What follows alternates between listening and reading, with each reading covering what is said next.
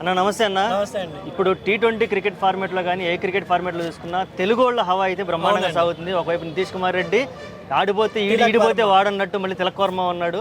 ఎవరో ఒకళ్ళు సూపర్గా క్లిక్ అవుతున్నారు. ఎలా ఉందన్న అసలు ఈ క్రికెట్ ఫార్మేషన్? మన తెలుగు వాళ్ళు ఇలా పర్ఫామ్ చేయడం నీకు ఎలా అనిపించింది? హైదరాబాద్ కుర్రోడు తిలక్ వర్మ అద్భుతమైన తన ఎందుకంటే సెకండ్ ప్లేస్ అనేది థర్డ్ ప్లేస్ అనేది సూర్య గారిని అడగడం జరిగింది. ఆయన అడగగానే క్యాప్టెన్ అనే హోదా కాకుండా ఆడిపో అన్నారు. ఇంతవరకు రికార్డ్ తిలక్ వర్మ 2020లో థర్డ్ ప్లేస్లో వచ్చిన ఇప్పటికి 4-5 మ్యాచ్ల్లో నాట్అవుట్ అంట. నిజంగా దాంట్లో 2 సెంచరీలు. ఒక హైదరాబాద్ కుర్రోడ్ ఇంత అంబటి రాయుడు గారి తర్వాత నితీష్ కుమార్ రెడ్డి అండ్ మరి తిలక్ వర్మ ఇండియా, మన హైదరాబాద్ అండ్ ఆంధ్రప్రదేశ్, తెలంగాణ 2 రాష్ట్రాల పేర్లు మార్మోగుతున్నాయి. కాబట్టి నిజంగా ఇప్పుడు ఈరోజు మ్యాచ్ ఉంది భయ్య, చూడాలి తిలక్ వర్మ గారు మళ్ళీ సెంచరీ చేస్తారని. ఎందుకంటే ఇంగ్లాండ్ బౌలర్లో దడదడ పుట్టించారు వాళ్ళిద్దరు. తిలక్ వర్మ అయితే నిజంగా అక్కడ నువ్వు ఆర్చరా లేకపోతే వుడ్డా ఎవరైనా పట్టించుకోను, కానీ మన పని అయితే ఆడు. నిజంగా అసలు ఇంగ్లాండ్ కూడా ఊహించుండదు ఇండియా గెలుస్తుందని. అక్కడ కూర్చున్న గంభీర్ కూడా ఊహించలే ఇండియా గెలుస్తుందని. అట్లాంటి టైంలో తిలక్ వర్మ ఒక నిదానంగా ఆడి నిజంగా ఇండియాకి మంచి గెలిపించారు.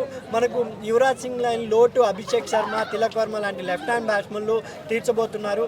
నిజంగా మీరు చెప్పినట్టు ఇప్పుడు కొంచెం విరాట్ కోహ్లీ గారు కానీ రోహిత్ శర్మ కానీ కొంచెం రెస్ట్ ఇచ్చి వీళ్ళకి ఇంకా ఎక్కువ ఛాన్సెస్ ఇస్తే వన్డేల్లో కూడా టెస్టుల్లో కూడా అద్భుతమైన ఇస్తారు. కాబట్టి ఒకటి మన అగాకర్ గారిని అడగడం జరిగింది, ఎందుకంటే అభిషేక్ నాయర్ టెస్టులకి ఎందుకు పనికిరాడు, బాగా ఆడుతున్నాడు కదా అంటే ప్లేస్ లేదు అన్నాడు. ప్లేస్ లేదంటే నువ్వు సెలెక్ట్ చేసిన వాళ్ళు ఎవరు ఆడుతున్నారు భయ్య?